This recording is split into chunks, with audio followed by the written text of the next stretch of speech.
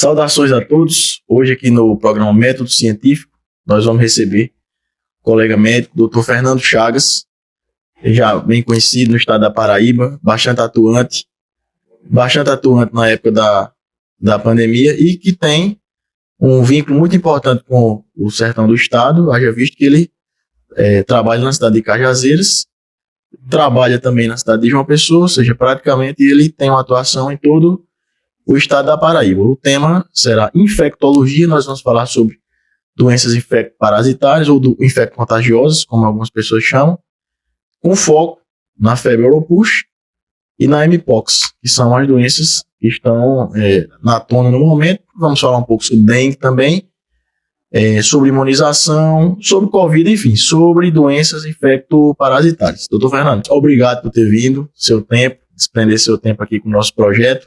Queria que o senhor desse sua primeira mensagem para o público e se apresentasse. Eu agradeço demais o espaço, gosto muito do sertão, o trabalho em Cajazeiras, estou quase há 1 ano e meio, quase 2 anos, trabalhando tanto no regional como no Hospital Universitário Júlio Bandeira. Sim. É uma cidade maravilhosa e que bom poder levar informação aí à nossa população, ao povo sertanejo, o povo do nosso sertão, né? Muito bem, vamos lá. Fernando, atualmente, vamos começar logo pelo que está em voga, né? Pelo que está em tona. Qual é a situação epidemiológica na Paraíba da mpox? Vamos começar a falar sobre a mpox. O que é a mpox? Qual a nossa situação epidemiológica relacionada a essa doença hoje na Paraíba? Pois é, o nome mpox é um tanto quanto estranho, né? Na verdade, o M vinha de monkey, que significa macaco, monkey em inglês, né? A gente acabou falando mpox porque as pessoas estavam tão associando a doença de fato ao macaco que, inclusive, quando tivemos um surto da doença que acabou acometendo o Brasil também em 2022, casos de mortes dos macacos, infelizmente, foram muito descritos, foram comentados nas redes sociais.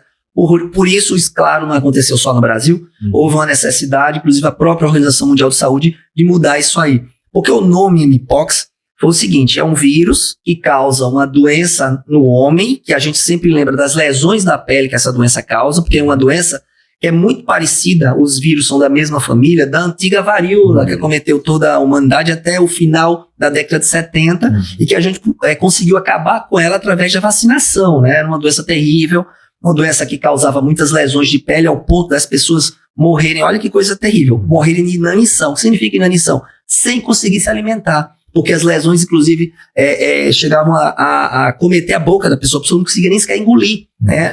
Era terrível. Então, a mpox é uma doença que é de um vírus, provocada por um vírus que é primo deste vírus que causava varíola, consequentemente, também causa essas lesões de pele. Claro que as lesões de pele que nós vimos na mpox não eram lesões tão disseminadas e tão importantes ao ponto de causar tanta dor e tanto sofrimento, como a varíola causava. E isso em 2022. O que é que acontece? Esse vírus, por que o nome monkeypox? Porque ele foi inicialmente isolado nos macacos em 1958, né? Lá no continente africano, lá no Congo especificamente. Já tem se apresentado no ser humano, não? Já, a partir desde a década de 50 que a gente tinha visto, a gente considerava de fato uma zoonose. Pra você ver, hoje se encontra, quando a gente fala em animais sendo acometidos, a gente encontra mais nos roedores. A gente não encontra mais nos macacos. Mas ficou o nome monkeypox, só que estavam associando tanto ao símiozinho, ao macaco, ao animal, que teve a necessidade de botar mpox, né? Porque na literatura já existia o nome monkeypox, mudar demais o nome poderia atrapalhar até mesmo as pesquisas. E o macaco não tem ele não é um vetor de transmissão. Não, na verdade ele é uma vítima, porque ele pode ser acometido. Mas a grande transmissão hoje é pessoa a pessoa, não é de animal a pessoa. Né? Foi só por conta do início do isolamento. Como é que é a transmissão? Quais são as formas de transmissão? É o seguinte, esse vírus, a gente chama, quando são 2 vírus diferentes, vem de um ancestral comum, a gente chama, é até um palavrão o nome, clado, né? O nome é clado.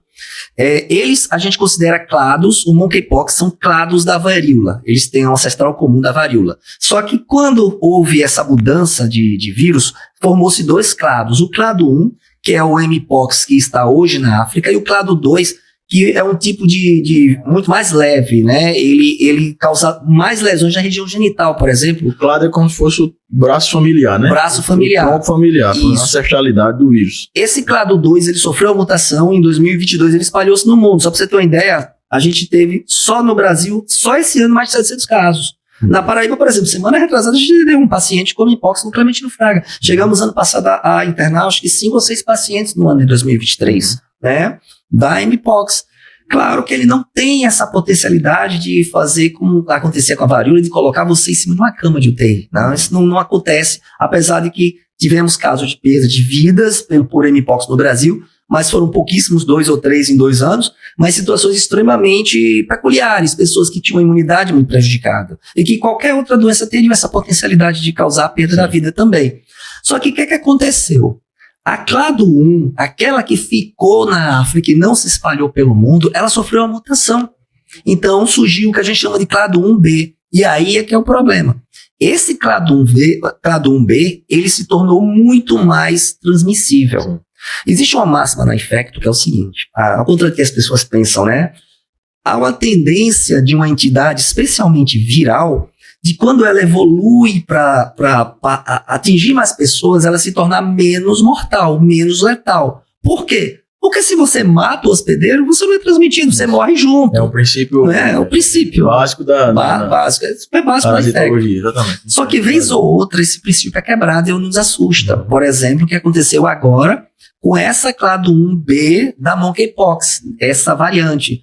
Ela se tornou mais transmissível e agora sim ela se tornou extremamente letal. Só para você ter uma ideia, a letalidade da Covid-19 chegava a 2% e a gente viu o desastre que foi no mundo. Isso. Essa clado 1B ela tem uma letalidade de 10%. Altíssimo. É muito alta. Só que a notícia que deixa a gente mais tranquila que é o seguinte, a Covid, se tivesse alguém com Covid aqui na sala, bastaria ele falar. Ele jogava vírus para todo canto, muito provavelmente isso. Né? Yeah. No caso da monkeypox, não. Apesar de que, em teoria, ela pode se transmitir por gotícula, mas como é um vírus que causa, ele é transmitido por uma gotícula muito pesada, ela não chegaria até você. Agora ela pode cair aqui e transmitir através do toque do ambiente, por exemplo. Então hoje a gente tem a transmissão, por exemplo, por lençóis de cama, travesseiros, toalhas e o contato direto. A gente considera a mpox clado 2, essa do Brasil, hoje uma IST, uma infecção sexualmente transmissível. A clado 1B não só será uma IST, como também é uma doença com uma transmissão de toque muito mais fácil. Agora, é claro que não se compara com a Covid. Então a gente não espera uma explosão mundial como aconteceu com a Covid, ainda bem. Mas se a clado 2 chegou até aqui, ao ponto da gente ter internado já 5 pessoas no estado, por exemplo, há uma probabilidade muito grande da clado 1B chegar também. Por isso a necessidade de ter esse alerta a nível mundial. Salvo engano, a Organização Mundial de Saúde chegou a falar em pandemia de mpox. Isso procede ou não? Olha, atualmente são 15 países da África com casos e agora um na Suíça. Como essa transmissão por toque é mais fácil da gente controlar, e a Covid nos trouxe lições, por exemplo, depois da Covid-19, nós temos hoje digamos, serviços de vigilância muito mais sensíveis. Então, quando algo surge de novo, a gente consegue enxergar muito mais facilmente e ter medidas de isolamento. Então, eu acredito que não vai ser bem assim como a Covid. Não vai ser uma coisa do vulto da Covid, mas aumentou o nível de alerta, né? Isso, até porque, como eu disse, a mortalidade está alta, os poucos casos que porventura chegarem ao país, infelizmente, podem ser poucos casos com muita fatalidade. Então a gente precisa, de fato, ter esse alerta. Agora, não por exemplo, não é caso das pessoas se desesperarem que vai ter lockdown. Não vai ter isso. Muito provavelmente nada disso vai acontecer. Até porque não é um vírus de transmissão, como você falou, respiratória, né? É um vírus de transmissão de mais de contato, né? Exatamente. E considerado uma infecção sexualmente transmissível, né? Como principal vírus. Então, provavelmente, as vias de prevenção são as vias de prevenção das doenças sexualmente transmissíveis, não é isso? Porque assim, a varíola, como era uma doença complicada, a gente tinha em vários países do mundo, isso é comum, não tem só com a varíola, outras doenças também tem. O medo, especialmente no período de Guerra Fria, entre Estados Unidos e Rússia, naquela época, o medo da varíola ser usada como arma biológica. Então, o que aconteceu? Vários países estocaram vacinas antigas. O Brasil, por exemplo, tinha estoques, que inclusive está acabando agora, que era feito de um vírus que a gente tem, inclusive, do Brasil, que é um vírus chamado Vicínia, que é muito comum no gado, né, que acaba pegando as pessoas também. Só que não tem países no mundo produzindo a vacina. Só existe uma fabricante da vacina contra a varíola, que na verdade é uma fabricante indiana, que não tem como fazer para o mundo todo. Então, é o único medo que a gente tem de fato, é essa questão da vacinação. E, infelizmente, acomete muitos países, geralmente países mais pobres, com um nível de vulnerabilidade muito grande, e parece que não interessa muito essas grandes empresas fazerem essas produções, em grande parte. Deixa eu te fazer uma pergunta. Em relação ao poder público, né? Por exemplo, nós temos aqui no Brasil a Fundação Oswaldo Cruz, o Instituto Butantan. Isso. Não seria interessante para o próprio poder público, digamos, financiar ou fomentar a fabricação e o desenvolvimento de tecnologia para esse tipo de vacina? Há um interesse por parte do poder público no sentido dessa produção, né? Não tinha antigamente, não teve de 2022 para cá, porque é aquilo que eu te falei, infelizmente, pega uma população mais vulnerável, o pessoal entendeu que era muito mais um gasto do que propriamente proteção para a população. Mas a partir do momento que há um alerta desse nível, com um vírus com a mortalidade dessa, principalmente o Instituto Butantan, foram todos mobilizados para que começasse ao estudo dessas produções. Qual a problemática? Primeiro, o vírus Vicínia que a gente tem no Brasil talvez não consiga segurar o vírus que está lá, embora tenha se noticiado que não, mas estamos protegidos, a gente não tem como afirmar isso, né? E segundo, teríamos que importar o vírus, ou o vírus da varíola anterior, ou o vírus da mpox, então começa todo um processo que aparentemente não está tendo tanto movimento. Outra problemática, não temos no Brasil, por exemplo, uma medicação, um antiviral contra o vírus. Né? Hoje não se tem no Brasil. Não se tem no Brasil. Você vê 2 anos, né, que o vírus está circulando, que chegou no Brasil. Claro, o que chegou não é aquele que está lá, mas poderíamos ter, né, atrás, infelizmente não foi feito, e a gente não sabe como vai ser essa problemática, né, se de fato se espalhar. Qual é a medicação? É o Montecalavi, se eu não me engano, é um nome diferente. Depois eu vou dar uma relembrada. Mas é um antiviral que ele bloqueia a entrada do vírus no corpo. Ele era muito efetivo para o clado 2. A gente não sabe se ele vai ser efetivo para esse aí. Mas há uma tendência. Qual é o país de produção? Ele é a Alemanha, né? Mas estava sendo ainda comprado, distribuído só para a África. Agora, com essa potencialidade aí, muito provavelmente vão investir na produção dessa medicação. Agora, espero que sejam feitos testes logo para ver a efetividade dele, né? Para não acontecer o que tantas vezes aconteceu contra a Covid-19, que a gente só veio encontrar antivirais de fato mais efetivos praticamente 3 anos depois do início da pandemia. Entendi. Então, a gente pode dizer o seguinte, que no caso da mpox, hoje o melhor é prevenção. Isso. É prevenção, é aquela coisa, a pessoa viajou, por exemplo, semana retrasada veio uma menina que foi curtir as Olimpíadas lá em Paris, voltou com lesões na pele, chegou aqui que a gente fez, levou para o Clementino, a gente faz o exame, né, no Perulacem, o laboratório do estado, a gente coletou e orientou ela a, pelo menos enquanto tiver lesões, não sair para locais com muita concentração de pessoas, usar máscaras. E, na verdade, quem tem que usar máscaras é quem tem a doença que pode jogar o fogo, né, à frente. E assim ela tem feito, a gente tem acompanhado, estamos aguardando o resultado. Então, sempre que alguém viajar, voltar com algum tipo de lesão em pele, aquelas lesões vesiculosas, fazer o exame é de graça, a gente consegue coletar direitinho lá no Clementino Fraga, até hospitais do Sertão podem fazer a coleta e mandar para o LACEN estadual, e a gente consegue acionar a vigilância e fazer o acompanhamento para evitar que se espalhe. Exatamente. Vamos falar um pouquinho sobre a febre Oropouche. Eita, interessante. Queria que você me dissesse aí pro pessoal do que se trata, o que é a febre Oropouche. Eu confesso a você que eu não... Nome diferente, né? Eu não conhecia. Na verdade, a gente conhece o vírus porque o infectologista acaba vendo isso, né? Eu conheço o vírus há muito tempo porque é um vírus que era endêmico em Manaus. Na verdade, olha o nome, Oropouche. Oropouche vem da cidade de Oropouche, em Trinidad e Tobago, país aqui da América Central, onde ele foi isolado. Assim como tem também, gente, olha, febre de Maiaro. Maiaro também é uma cidade lá de Trinidad e Tobago, e também foi isolado lá. São vírus transmitidos por mosquitos, por isso que a gente chama de arboviroses, no caso tanto do maiaro como da Auropost. Ou seja, Só que a Auropost ele tem uma peculiaridade. É um vírus que ele não causa, por exemplo, tanta morte como a dengue causa. é menos violento, né? Ele é bem Menos nesse letal. sentido, ele é bem menos letal. Só que ele tem uma problemática, ele assusta um pouco porque ele pode causar um quadro neurológico, né, inclusive que a gente chama de diplopia, pessoas enxergar adulto, né, ficar até mesmo com um pouquinho de, ficar com os olhos literalmente com vesgo, como o povo fala, ter uma que a gente chama de meningite asséptica, mas melhora, geralmente cura. Só que Cura espontânea ou cura tem espontânea, medicamento? cura espontânea. Não, infelizmente a gente não tem medicamento contra esse vírus. Aí o que O acontece? ciclo dele demora quanto tempo? Não, aí é que tá. Ele sofreu uma mutação, a gente não sabe quando, e ele passou a ser transmitido por outros mosquitos também. E resultado, ele era um vírus só de matas, de zona rural, e hoje ele é um vírus urbano.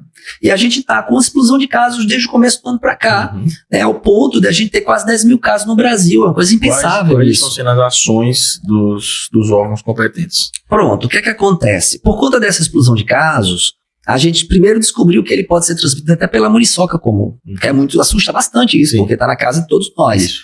Segundo, ele não é um vírus tão inocente como a gente acreditava. Por quê? Como eu falei, quais os países que sofrem com o Auropost? Trinidad e Tobago, o Peru, o Panamá e só Manaus, a região da Amazonas ali, né? Então, infelizmente, populações com maior nível de vulnerabilidade, a ciência mundial não se debruçava em relação à problemática do vírus.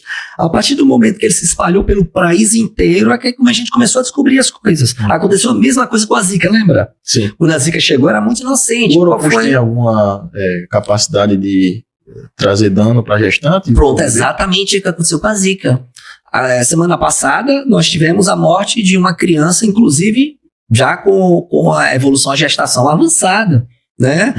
Intraútero. Tivemos uma malformação congênita também, já tivemos uma acrania, Tragédia. né? E para completar, já 2 mortes. Impensável isso. Não tínhamos casos de mortes de Auropost até o ano passado. Então a gente não sabe se de fato houve uma mutação muito significativa no vírus, ou se na verdade agora que ele se espalhou pelo Brasil, a gente está de fato se debruçando sobre ele. Com a história de natural fato, dele. exatamente. Tipo assim, ele está chamando mais atenção. Chamando mais atenção. Mas aqui já... Claro que ele não tem a potencialidade da dengue. A dengue é um problema. A dengue mata muito. A dengue é realmente um problema de saúde pública que a gente tem, que todos os anos é dor de cabeça. Como é que está a situação? Pegando o seu gancho da dengue hoje. Olha só, na Paraíba a gente ainda tem uma situação um tanto quanto confortável, embora nós estejamos com as UPAs hoje muito cheias, tanto de dengue como de doenças respiratórias, como um todo, né? A gente está com, por exemplo, um recorde de mortes por síndrome respiratória aguda em todo o país, né? Só Inclui que... Covid. Depois da Covid, só que inclusive por Covid. Mas é aquilo que eu sempre falo, devido à Covid nós melhoramos a sensibilidade das nossas vigilâncias, né? Então a gente hoje consegue enxergar muito melhor isso, né? Mais rápido, né? Então a dengue, a gente na Paraíba temos muitos casos, mas não está explosivo como tem acontecido, principalmente ali em Goiás, né? E tem acontecido em São Paulo. Mesma coisa Auropost. Onde é que está explodindo Auropost agora? Bahia, Salvador está com mais casos. Pernambuco, né? Só que ainda na Paraíba não. Nós temos um caso confirmado da Paraíba. Agora tem aquilo, né? Eu costumo dizer, se a gente não se debruça sobre a doença, se a gente não pensa na possibilidade dela, a gente perde exame. Sim. Então, quantas pessoas podem ter tido e a gente julgou ser dengue, fez o exame, deu negativo, mas era dengue, tem clínica de dengue. O problema é que o Auropost tem a mesma clínica. Subdiagnosticado, né? Essa é que é a problemática. Essa é a problemática. Exatamente. No caso, para prevenir, né, todas essas arboviroses, recomendações suas. Olha só, gestantes. Vamos fazer assim, vamos dividir entre uma prevenção do ambiente e uma prevenção pessoal. Sim. Ambiente. Todos os ciclos desses mosquitos, eles duram de 7 a 10 dias. O Aedes aegypti é um grande exemplo. Ele se desenvolve nesse período. Então, se você limpar o terreno da sua casa uma vez por semana, tirando tampas de garrafa, tirando copos descartáveis, qualquer coisa que possa guardar qualquer quantidade de água, Você já vai interromper o ciclo. Já quebra pesado, porque 80% dos casos são transmitidos por mosquitos que se desenvolveram dentro do ambiente domiciliar, né?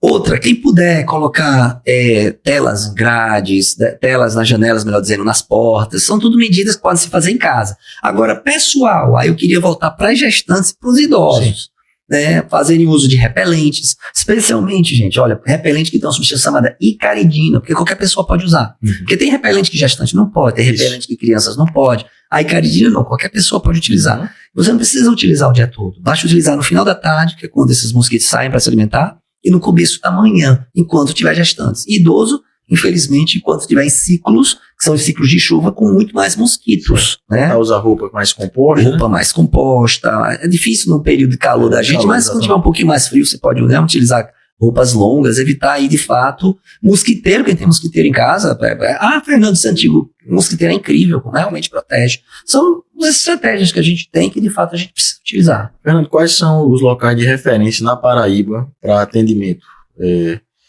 de casos de arbovirose? Aqui em João Pessoa tem o Clementino para todos os casos de doença infecto-parasitária, né? Isso. Campina Grande, Sertão, quais são os locais de referência? É porque é o seguinte, há uma confusão às vezes em relação a isso.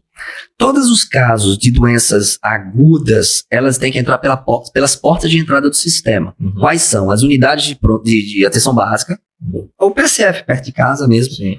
Né? Agora, em casos em que você precisa ser medicado, você está com a dor de cabeça muito, muito forte, não adianta ir no PSF, você está com febrão nas unidades de pronto atendimento, ou nas UPAs, ou nas cidades que não tem UPAs, nas cidades que não tem UPAs, hospitais abertos de emergência e urgência. Hospitais regionais, distritais. Aí eles vão avaliar a questão da internação, se precisar ficar internado, eles vão regular. Né? Aí, por exemplo, Campina Grande, vão regular para o Hospital Universitário lá de Campina Grande. Né? Aqui, regula para o HU. Só quando enche que vai para o Clementino, porque a Clementino acaba direcionando mais tuberculose, HIV, hepatites,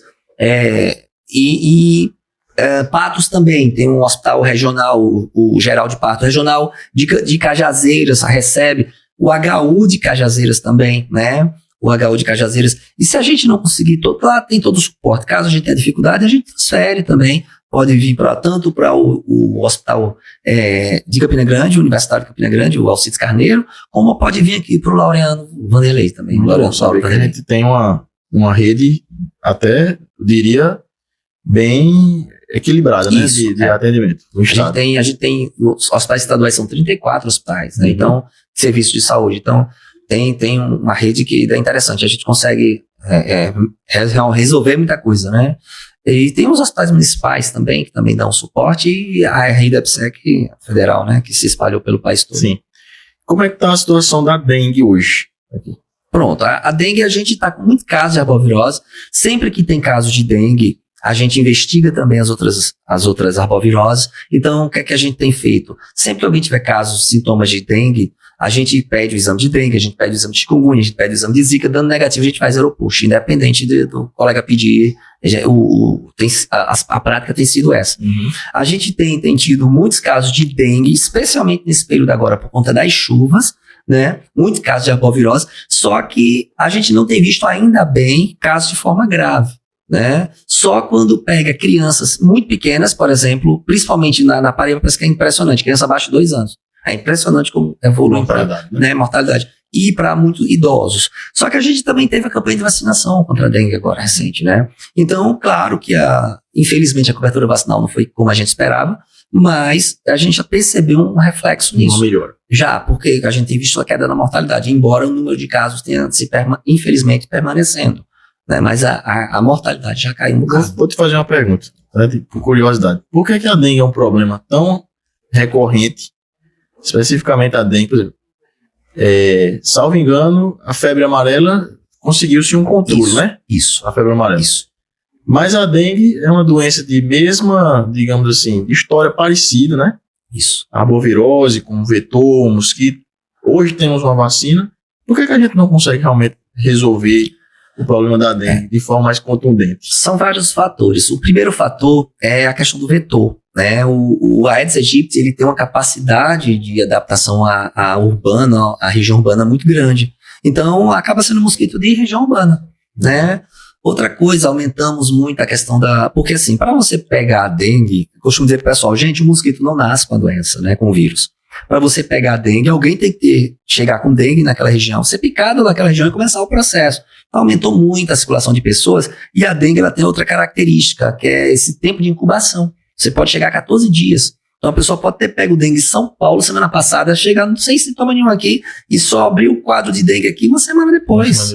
Né? Então isso dificulta bastante. Né? O Oropost tem essa característica. Há uma briga na literatura desse tempo que vai de 3 dias a 14 dias. Né? Então a gente ainda não fechou mais ou menos o tempo de incubação da Oropost, mas fica entre 3 e como é grande, né? É possível pegar concomitantes? O cara pegou dengue e Oropost. Pode. Durante a Covid, a gente teve gente que pegou dengue. Olha só que azar.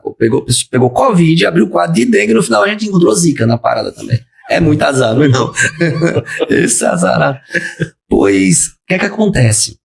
No caso da febre amarela, também tem a vacina. A dengue, a vacina chegou agora.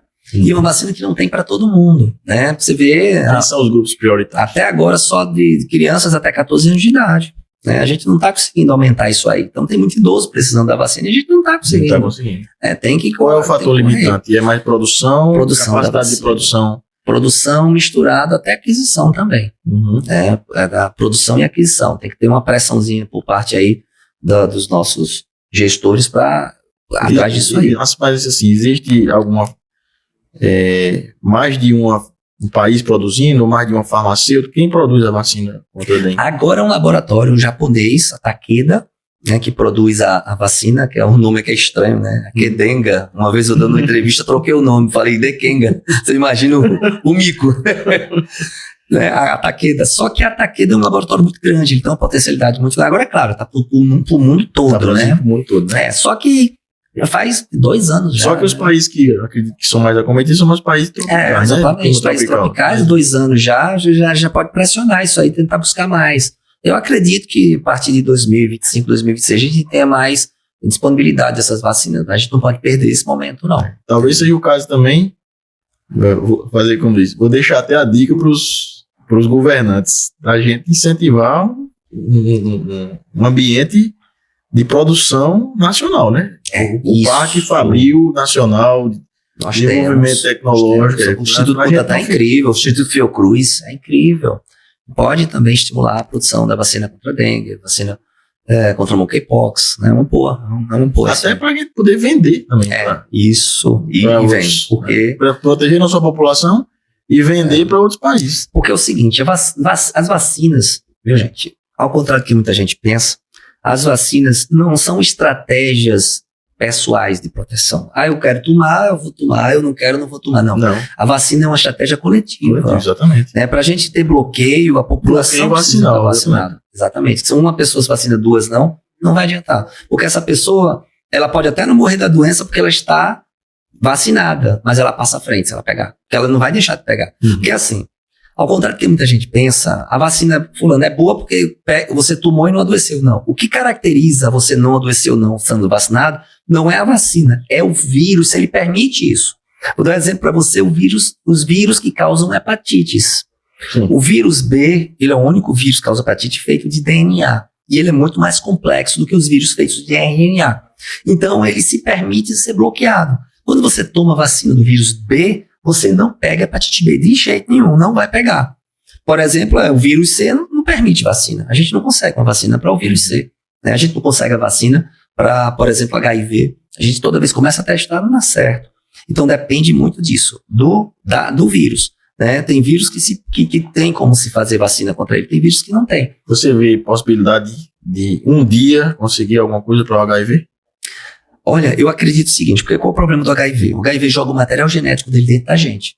Ele é feito de DNA, material genético, ele produz um DNA, ele é feito de RNA, desculpa. Ele produz um DNA a partir do RNA e esse DNA, ele é integrado no nosso. Tanto é que tem uma proteína chamada integrase. Né? Como fosse isso. Um retrovírus. Tanto é que a gente tem um medicamento que chama os bloqueadores de integrase, para bloquear essa enzima, que hoje são os melhores medicamentos. Só que o que acontece? Quem já está com vírus, não existe uma tecnologia para buscar em todas as suas células o DNA humano e diga, isso aqui não é humano, é viral e retira. Enquanto a gente não tem isso, a gente vai fazer o quê? A gente vai cada vez medicamentos que bloqueiam o vírus na sua divisão, né, da sua produção, melhor dizendo. Por exemplo, agora a gente está com o desenvolvimento do cabotegravir. A gente está para chegar, que é o quê? Uma injeção semestral. Você vai tomar uma injeção a cada 6 meses e você não vai ter o vírus no corpo. É incrível. Pensando pela sua forma de falar, a gente pode dizer então que a capacidade de desenvolver uma vacina contra a Covid foi uma coisa até... Foi, mas foi, o foi vírus, um milagre, né? Mas é porque o vírus se permitia. Porque o vírus ele tinha uma proteína de entrada que a gente podia ainda bloquear. Porque era você se não tivesse tido essa capacidade. Era um problema. Para você ver que a gente não bloqueava em todo mundo. Né? A melhor vacina da Covid que nós tínhamos só tinha capacidade de evitar 30% de adoecimento. Então, de 100 pessoas, 30 não iriam adoecer. Mas atenuava. Agora, 90%. Exatamente, 90% não iria morrer. Mesmo assim, tem um porém. Eu estou vacinado com a Covid, se eu pegar a Covid eu não vou morrer. Beleza, mas você vai ter esquecimento. Olha só, você vai ter enfraquecimento das unhas, queda de cabelo. Se você tiver doença cardíaca, você pode ter descompensação da doença cardíaca e morrer da doença cardíaca, não da Covid. Então, Covid é uma doença terrível. Ou seja, a Covid foi realmente uma tragédia, né? Não, a Covid é o SARS-CoV é o ápice da evolução viral. É absurdo. Como é que está a Covid hoje? Qual é a realidade da Covid hoje no Brasil? No Brasil, esse ano, 2024, a gente teve mais de 2.000 mortes já. Né? Foram 6.900 mortes por síndrome respiratória até semana retrasada no país todo. Mais da metade, quase 60% foi Covid-19, SARS-CoV. 30% foi influenza, olha só. 10% vírus essencial respiratório. E os outros vírus. Você vê esses 3 vírus como são complicados, né? Detalhe, a gente tem vacina para 2 deles. A gente não escuta mais praticamente falar em Covid, né? Isso é uma problemática. Eu não sei o que está acontecendo, porque também não se está pedindo exame. Né? Porque, veja só, o SARS-CoV, eu até disse para você antes da gente começar, né? A gente tinha o vírus mais impactante e transmissível de todos, que era antes o sarampo. O sarampo perto da Covid é fichinha. Uma pessoa chegou com Covid aqui, basta ele falar. Ele transmite para todo mundo. É uma coisa absurda. Eu não tive... Tem gente, eu tive Covid e eu não tive sintoma nenhum. Pergunte se a memória dessa pessoa está normal. Não está. Como é que está a memória da população hoje? O país inteiro, o mundo todo, está completamente prejudicado. Memória de todo mundo. Né? Sem falar em uma série de outras coisas. Olha o distúrbio imunológico que a gente tem. Aumentou casos de herpes zoster em todo mundo. É verdade, né? perceptível. Aumentou casos de uma série de outras doenças. Aí o povo vem com a história de foi a vacina. Gente, a gente fez um estudo até em quem não foi vacinado do mesmo jeito. Não tem relação nenhuma. Ou seja, pode ser consequência da própria Covid, né? Você imagina uma arma. Olha só que loucura. O pensamento como é louco. Você imagina uma arma biológica que a gente aplicasse à população e o cara fosse morrer 2 anos depois de infarto. É o que o povo fala da vacina. Se uma arma dessa existisse, os governos iriam utilizar como arma, como guerra. Não existe uma coisa dessa. O fulano está tendo mais mortes cardíacas hoje por causa da vacina. Gente, as pessoas estão morrendo mais porque já vinham morrendo desde o ano 2000 que a gente vem subindo mais e mais. E como a Covid é uma doença muito recente, né?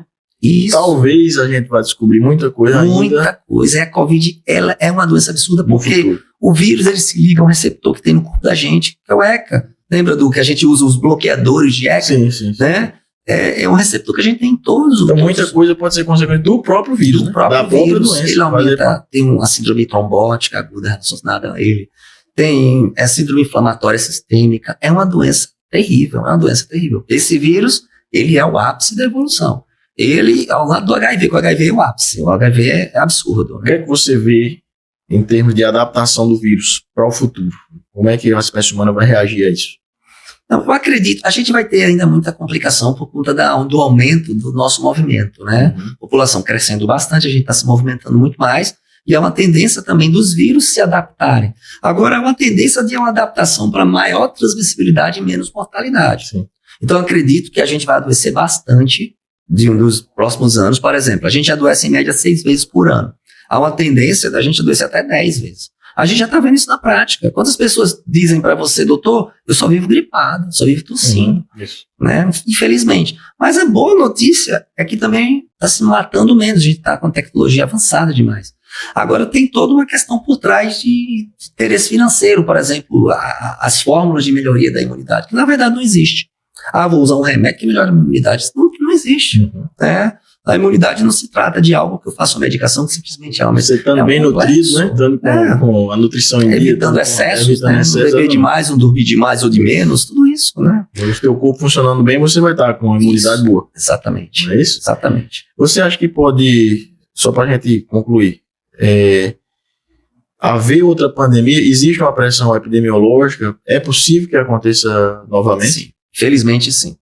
Inclusive tem um vírus agora na África, até não estou lembrando muito bem o nome dele, que tem uma potencialidade muito grande também de se tornar uma pandemia. Existem algumas entidades respiratórias que a gente se preocupa bastante.